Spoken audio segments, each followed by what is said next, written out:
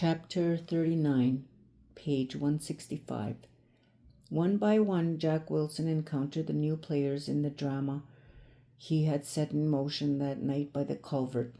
Superintendent Bill Tracy visited him at the Mounted Police Hospital and pulled out the 2 forged letters to Jessie. Tracy told him the reasons he knew they were forged and that he'd already sent them to the Stirlingshire police for confirmation. "Do you admit that you forged these letters, Jack?" "Yes." "For what purpose?" He refused to answer that. He wasn't going to tell them anything they didn't already know, especially where he'd put Polly. The next day, Tracy and Inspector Smith took him out of the hospital to SPP headquarters and into the office of Inspector Goldsmith. Goldsmith was a small man with a mustache and round gold-rimmed glasses. Wilson had heard of him. He was a Boer War veteran and reputed to be sharp as they come. Wilson stood in front of the Goldsmith's desk. Tracy was seated to the left of Goldsmith. Smith stood against the wall behind him. Facing them all like that, Jack felt his legs go weak and shaky. Then he noticed the large manila envelope on Goldsmith's desk and recognized it as one from Jessie's trunk.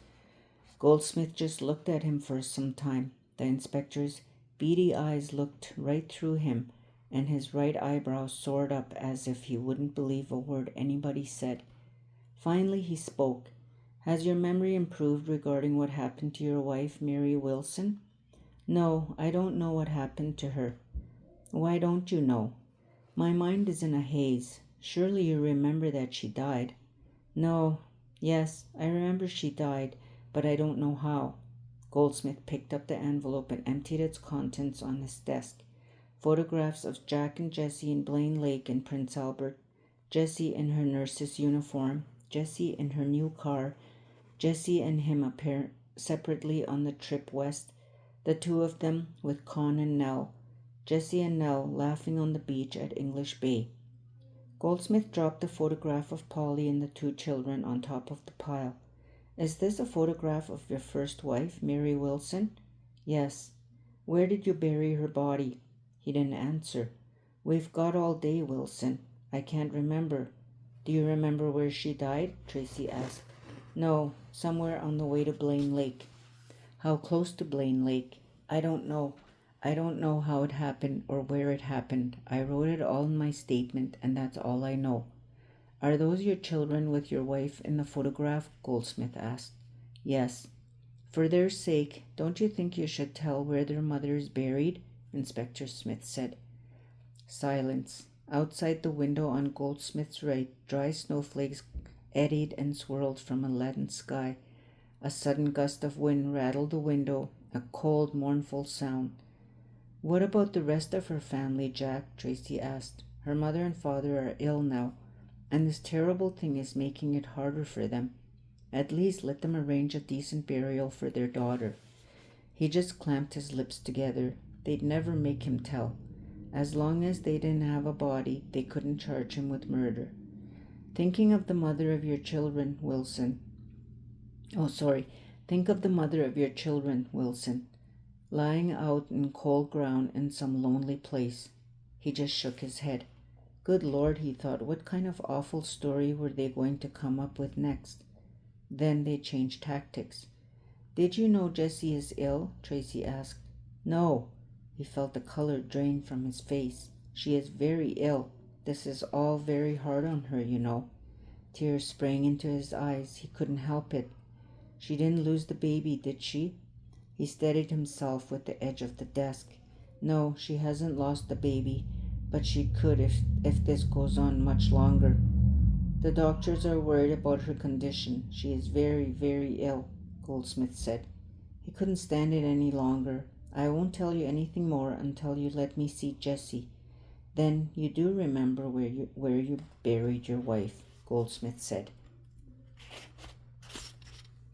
"I won't say anything about it till I see Jessie. I need to tell her myself." Goldsmith leaned back in his chair and looked at Wilson, impaled him, it felt like, with his small, piercing eyes. He made a pyramid with his short fingers. Well, Mr. Wilson, I can't see that talking to you is going to make her feel any better. I understand you are being transferred to the Regina jail. We will bring you here 2 hours each day until your memory returns. Now, good day to you." He began to gather up the snapshots from his desk. Jack wanted to ask for one of the pictures of Jessie, but he didn't. He could hardly walk down the corridor. His legs felt like rubber, and perspiration slid down his ribs. Tracy opened the outside door and motioned him through. As the cold wind hit him, he shook like a leaf from head to foot. On their way to the car, they met Superintendent Mahoney. He was dressed in plain clothes, a handsome, bald man with even features and intelligent eyes, a man you would notice anywhere. Mahoney looked Wilson over, then he and Tracy walked away a few paces and talked in low voices for a few minutes. Once, at something Tracy said, Mahoney flashed a smile, and Jack could see why his men were so fond of him. Why hadn't things worked out for him? He could have been a superintendent himself one day. He felt relieved to be back in his jail cell. It was peaceful and it was warm.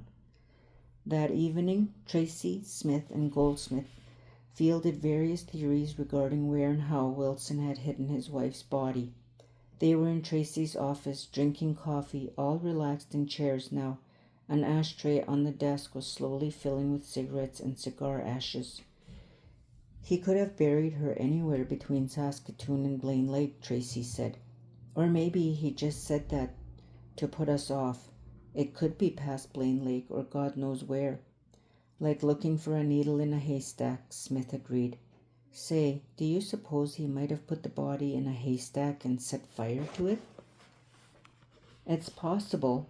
He wouldn't be the first to do that," Goldsmith said.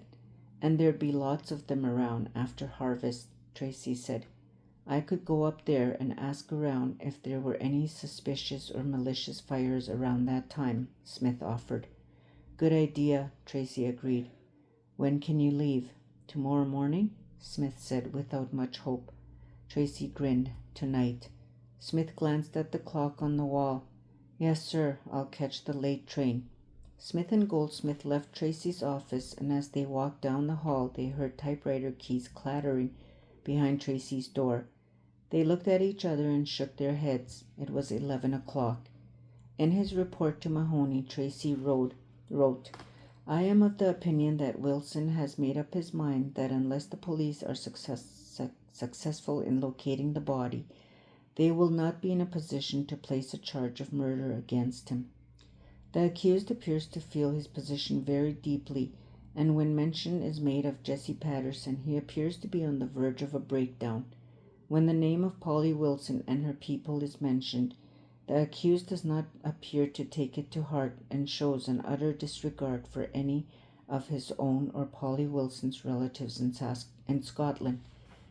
I am of the opinion that if the accused will ever divulge the secret of where Polly Wilson's body is to be found, it will be through Jessie Patterson or her people." But Tracy also knew that Jessie might not be in a hurry to see her husband charged with murder, especially if he had told her after he was arrested that it was an accident. "I trust you, husband," she had said when she came to see him in the guardroom.